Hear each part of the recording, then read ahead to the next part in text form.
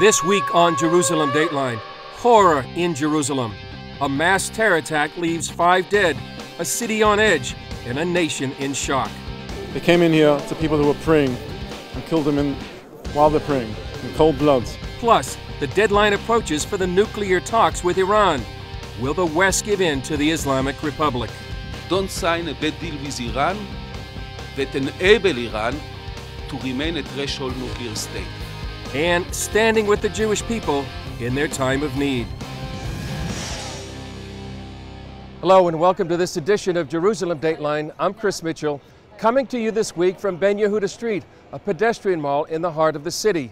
The city right now is on edge because of one of the worst terror attacks in years. 2 Palestinian terrorists stormed a Jerusalem synagogue. This amateur video shows the final shootout with police outside the synagogue. 2 terrorist Palestinians from East Jerusalem entered inside the synagogue. They were armed with knives, axes, and a pistol. The synagogue was packed at the time with people praying in peace and quiet. And as a result of this terrorist attack, where shots were fired and innocent people were sadly attacked, 4 Israelis were pronounced dead at the scene.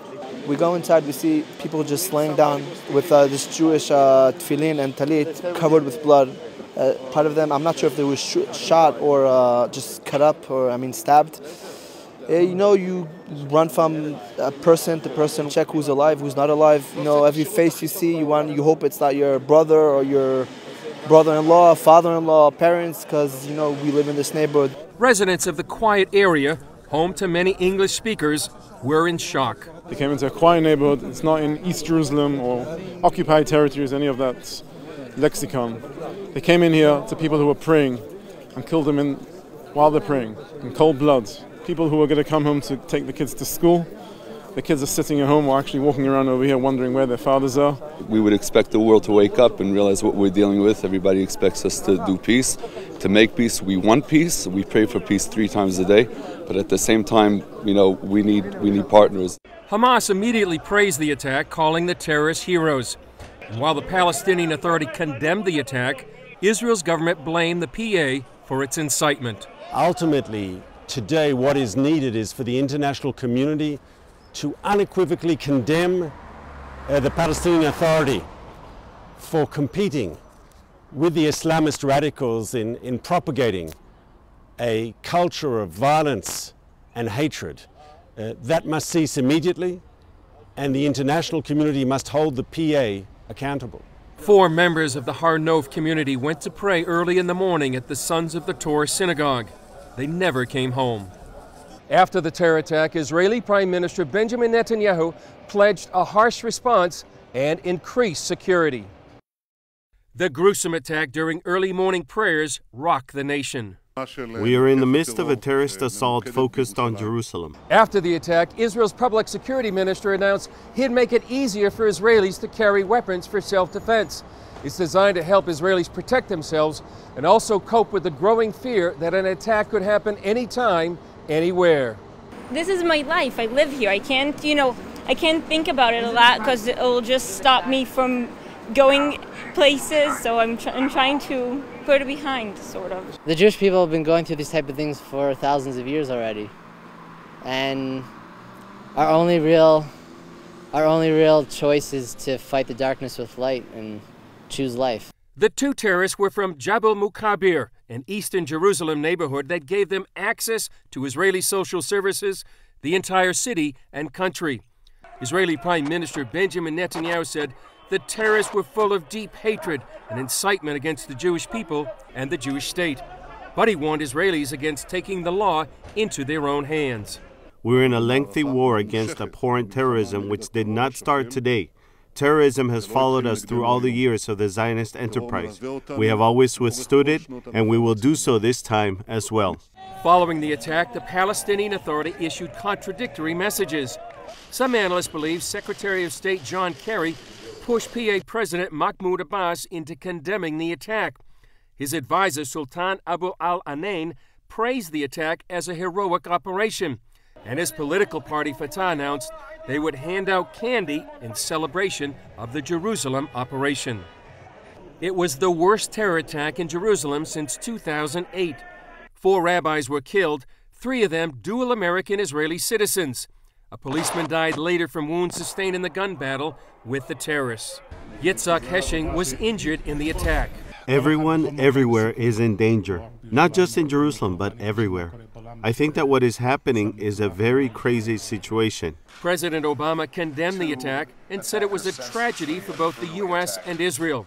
Despite what many see as Palestinian incitement, he said the U.S. wanted to help bring peace. The United States wants to work with all parties involved to make that a reality and to isolate the kinds of extremists that are bringing about this terrible carnage. In the meantime, Netanyahu said Israel would step up law enforcement and stiffer punishments for those who incite and increase security on the streets of Jerusalem. Israel is not only concerned about terror attacks, but also Iran's nuclear program.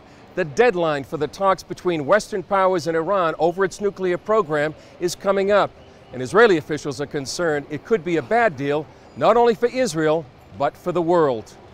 Do not sign a bad deal with Iran.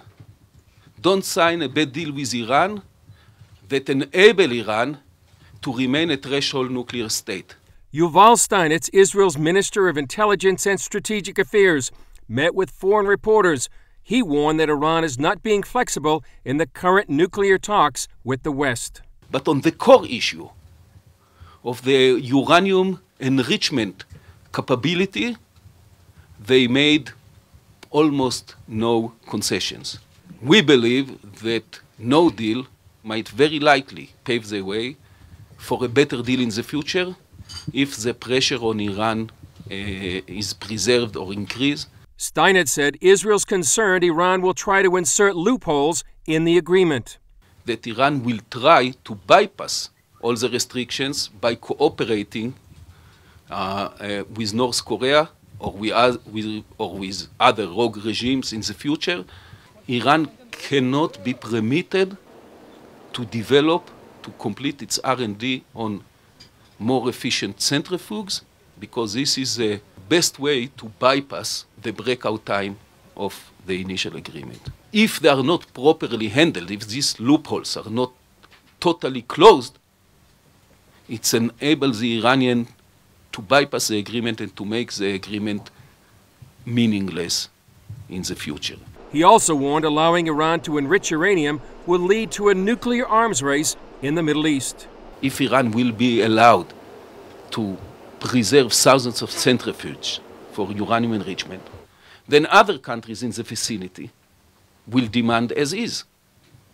Then Saudi Arabia, Egypt, Algeria, Sudan, Turkey, United Arab Emirates, you name it. Steinitz said the stakes in these talks are the future of the world. This is going to create a new dangerous world for decades. This is really about the future of the world, not just about the future of Israel or the Middle East or about the security of Europe and the United States. This is about the future of the world. And therefore, we think that only a very good comprehensive deal will do. And we think also that the world has the capacity to compel the Iranians to agree at the end of the day for a good deal, because the Iranians need to save their economy. They badly need an agreement. And therefore, in the end, if the world will insist that Iran cannot preserve its nuclear capabilities, its dual use or military nuclear capabilities, the Iranian will have to give it away. The Iranian will have to compromise. So far, unfortunately, they made only cosmetic, minor concessions on secondary issues. How big is Iran's new infrastructure? In other words, if they do go nuclear, how many bombs could they build? This will give them the capability to produce dozens, between 20 and 30 nuclear warheads every year. Not immediately, but after a few years.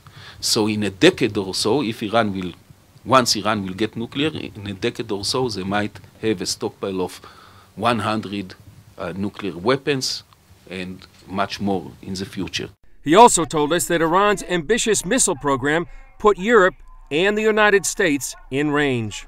Since they continue to develop, and they invest vast resources, longer-range missiles. Although Israel and the Middle East are totally covered by the Shia upstream, now they are investing a lot of money in order to develop missiles that can reach London and Paris. And later on, intercontinental ballistic missiles that can reach the United States. You should remind people in Europe and the United States that it's not just about Israel and the Middle East. They are already building missiles, ballistic missiles, that can reach Europe and America. Coming up, an interview with Israeli ambassador to the U.S., Ron Dermer, from our CBN News studio about the horrific terror attack at that Jerusalem synagogue. Welcome back to Jerusalem Dateline. Israel has been dealing with a string of lone wolf terror attacks this year, but this week's cold-blooded attack at a Jerusalem synagogue raised the alarm that Israelis are now at risk anywhere in their own nation. Israeli Ambassador Ron Dermer joins us now to talk about this recent attack. Ambassador Dermer, Prime Minister Netanyahu said Israel's response to this terror attack would be harsh. What might that response entail? Well, I think you're going to see a very tough response because you saw a savage murder of 4 Jews while they were worshiping, while they were praying in a synagogue in a neighborhood, actually, of Jerusalem, and a Druze police officer was killed trying to help defend those people who came under attack. You'll see a very tough response because you can imagine what the response would be if people came into a church in Washington, in your capital, and started hacking people with meat cleavers and shooting them. Obviously, your president would take a very strong response. So we'll have to wait and see what that is, but he's going to have to do what he has to do in order to defend the Israeli public. And as disturbing, Mark, as those attacks were, and they're very disturbing, we were also very disturbed by the scenes of celebrations that you saw in Gaza, in Judea and Samaria, in the West Bank, where the Palestinians were holding these murderers up as heroes. And that's the problem. The world should be not only outraged by the act of violence, the world should be outraged by the reaction of the Palestinians to this act, and they should tell them in no uncertain terms that they have to stop glorifying murderers. They have to stop naming public squares after killers. They have to stop turning these people into heroes. One of the controversial measures is demolishing the homes of terrorist families. Why do this? Well, our security services have found over the years that serves as some kind of deterrent against other terror attacks in the future. And we will look at every case individually, and we have a Supreme Court where people are allowed to appeal these cases. But the security services and the government that's entrusted with protecting the population has to take the steps it has to take in order to fulfill that mission. And what we found in the past is that these things do serve as a deterrent. Ambassador Dermer, 3 of the victims were Americans, and Americans tend to think of this kind of terrorism taking place far away from the U.S. What message should Americans take away from this attack? Listen, Mark, these terrorists are all connected. It's not that they sit in one war room.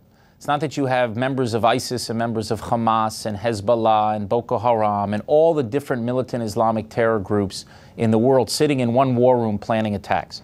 But they're all motivated by the same radical ideology. And it's important to understand that when terrorism succeeds in one place, it is emboldened in every place. And when it's set back in one place, it's also set back in every place. That's why our fight is your fight. What we're fighting today, you may be fighting tomorrow.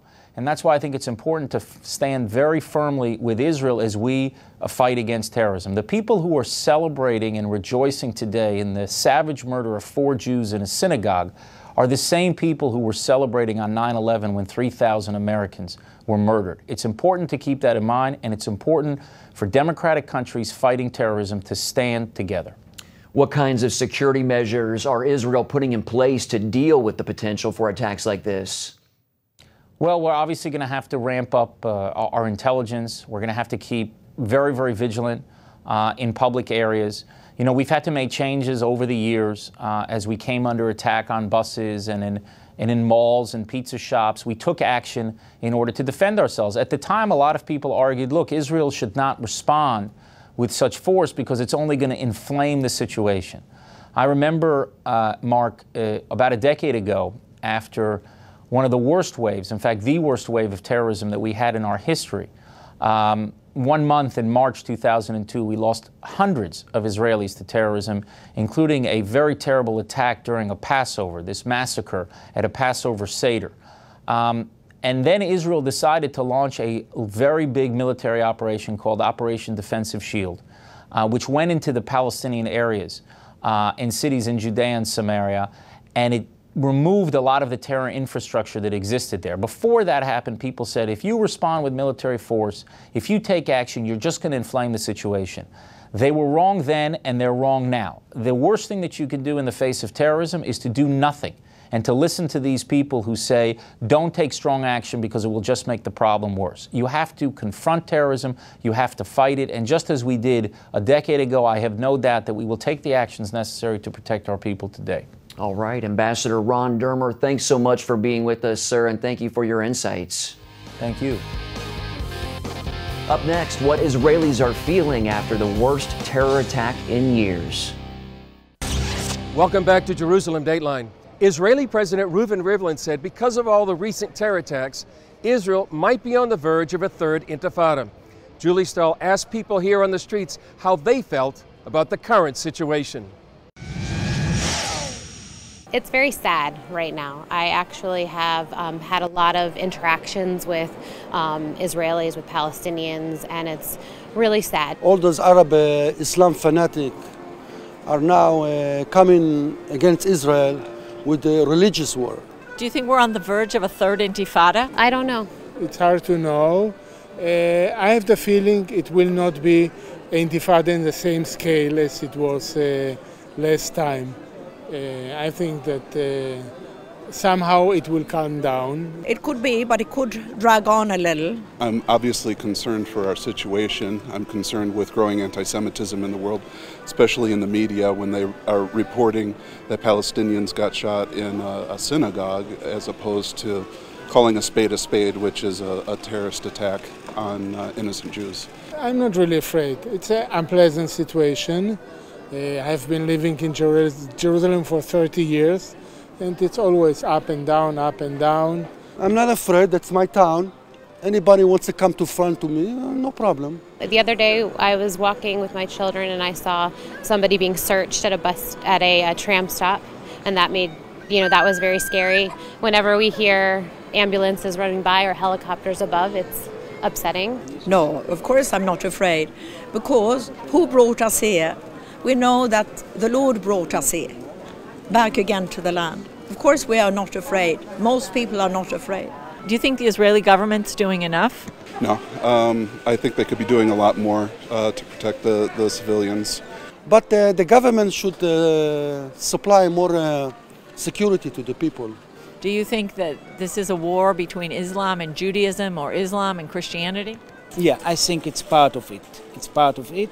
And because there's connections between, the religions extremists here in Israel and the Palestinian Authority, and also in the Arab countries. President Obama is paying attention. He just has everything wrong, and I think that's one aspect that a lot of Israelis understand, is that he is a president who is not our friend. We can't trust him, and I think the American government is having problems both here in Israel and in the Middle East with ISIS as a result of this. Coming up, standing with the Jewish people in their time of need.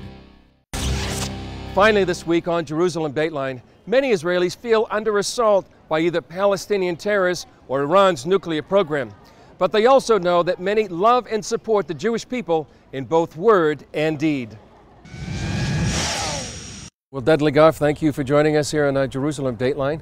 You're sure welcome. Yeah. And I understand you're the founder of Israel Food Outreach. Can you tell me about that? That's right. And someone introduced me to Gleanings for the Hungry in Southern California that sends soup mix all over the world.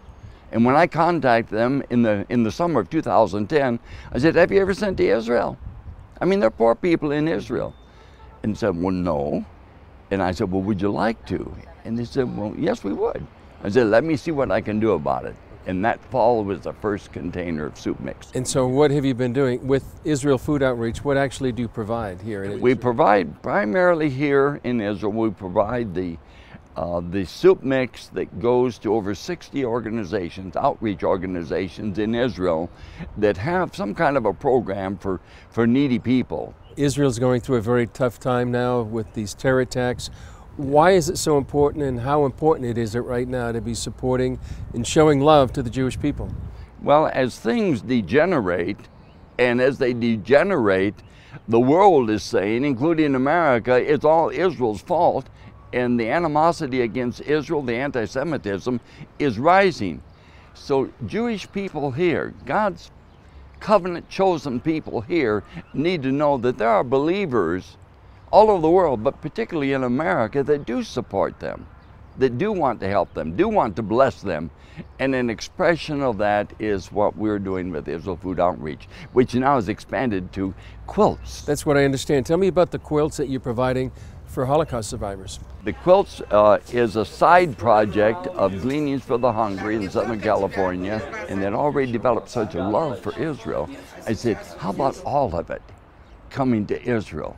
So they agreed to that. And what kind of reaction have you got from Holocaust survivors when they receive these quilts? But that quilt, when we give it to them and they just wrap it around them, I mean, it's unbelievable. The tears that come in their eyes. In these dark days for Israel, how can people support, pray, and help the Jewish people?